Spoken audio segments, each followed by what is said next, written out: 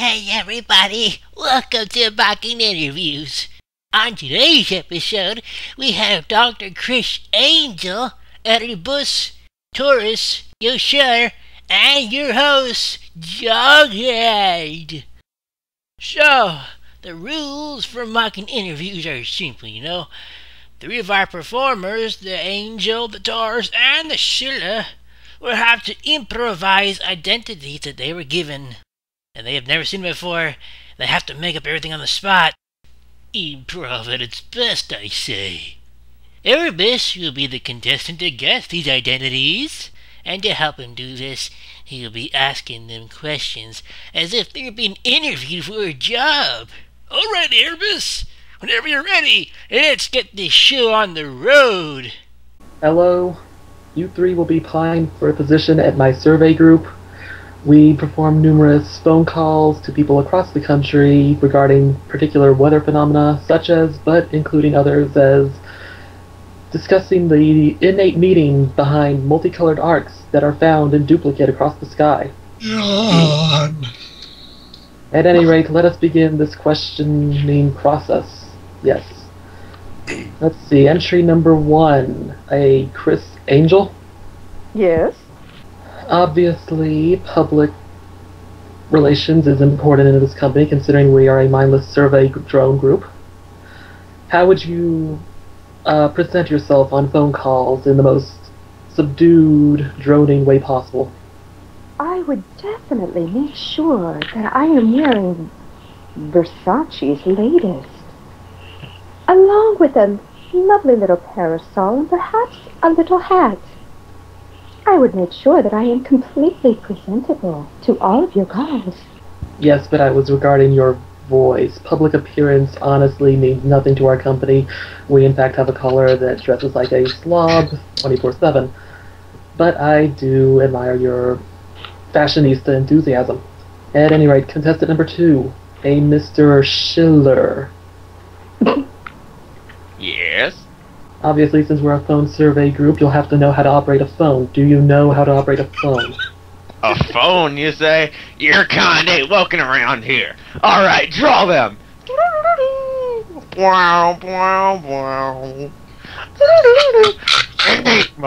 Fire!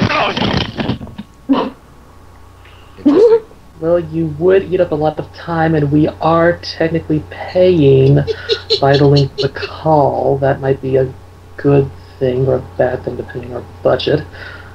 At any rate, interviewee number 3, a Mr. Torus. Yes. Yes. Let's see here. Computers. We do use computers to input our answers. Of course, we are a cheapskate company, so we use an old version of Microsoft Word. Or is that Microsoft? I don't like Microsoft. I haven't even gotten to the question yet, but let's go with that. What are your opinions of the Microsoft operating system? Well, Microsoft is part of my competition, so I'm not too fond of them. But then again, I'm dominating this market right now, and there's no competition at all. Okay, I'm beginning to wonder why you need this position in the first place, but I will move on. Interviewee number 1, I've given you some time to think things over. Since you seem to be so concerned about your personal appearance, we do have an opening for a receptionist at our downtown office. Of course, our downtown office consists of a small cubicle in a 99-story high-rise. At any rate, how would you personalize your workspace to make it entirely your own in the most droning, boring way possible? Ow! Ow! Somebody's pulling me over. Oh, what is that odor? Oh, I'm afraid I'm terribly distracted. I'm distracted at the moment. To keep things as boring as possible, you say. What was the question? Distractions will get you nowhere except here. Interviewee number 2, Mr. Yoshiller. Yes? You seem to be knowledgeable about operating a phone, at least. How are you with operating an elevator? An elevator? Listen here, son. this town ain't big enough for the two of us, and we ain't got no elevators here for another 20 miles or so. If you're gonna be here in my spittoon, son, you're gonna have to follow my rules.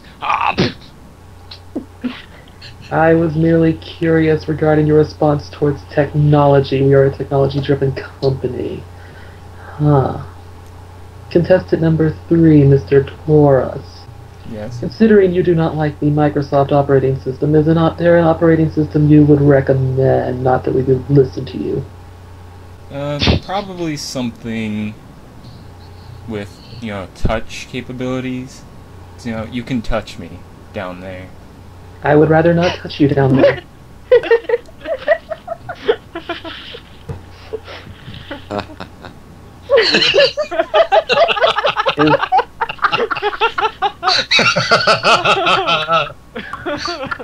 Oh my god. Not sure where all that came from. Whoever said last was contagious was That was all certainly exciting. Interesting. Interviewee number 1, Yes. Angel. Yes. You seem to have a wonderful laughing voice. Obviously, we will have to expunge that through training. Tell me, if given the option between laughing and crying at the event of seeing sick, dying puppies, which would you do? Well, you see, if you turn me one way, I could be laughing, but if the page is turned, then I could be crying, and then there's this is quite lovely. Oh, powder. Oh, lovely. Oh, I think that shade would look quite good on me. Yeah, take a picture. Oh, here we go. I am certainly becoming Like this? confounded. You can tell by the tone of my voice. Moving on, interviewee number 2, Mr. Schiller. Get up there, partner. What you need? Would you be adverse to locating to our New York office, aka the Yankee branch?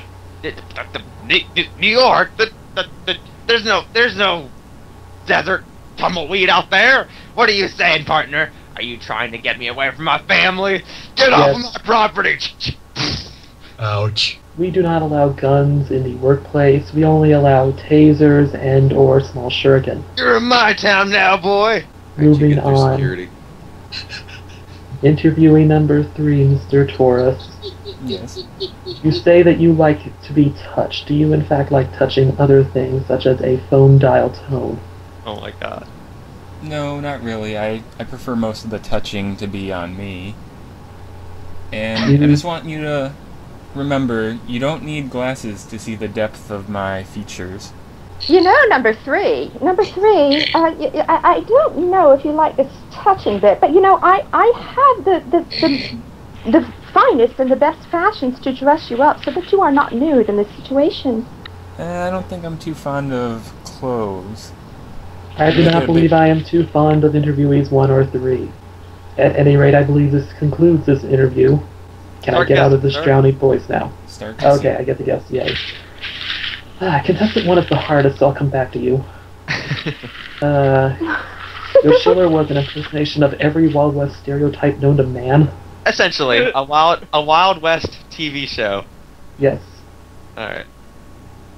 And Torus was a 3DS. Yes. Okay, for a minute there I thought you were an Apple iPad Touch. Yeah, I thought that at first That's too. what I thought he was. That's why I had to say the part about Or Bill Gates. no glasses. And I actually thought it was like he was like a pervert, like Bill Gates, because like I like being a very touched down perverted there. iPad Touch. Well, yes. That. well, the 3DS's touchscreen is on the bottom, so... Yeah, you were very perverted. Ah. That makes sense. You get it. You get it. Yeah. And let's see, the show was a fashion magazine? You did good, Oh, wow. but Nice. there was more to that. If you noticed, I started complaining about A very terror. distracted a fashion magazine affected by gas? Think there's a reason why she laughed as soon as she read the thing I gave her. It was a farting fashion magazine? How would that work? This is how you I fart don't properly. know. Sitting on the How to fart in a dress without giving away you farted? Are you reading the magazine on the toilet? I am a fashion magazine sitting on the table in the waiting room of an office of a farting doctor. Oh, wow, that was very specific. At first I thought she was like Greece or something, because she said something about clothes. And I don't want to be somewhere else. And the photo was if you've ever seen fashion magazines, they have little samples of makeup, so that's what that was about. Didn't know if you know about that. Yeah, she's not really that conceited.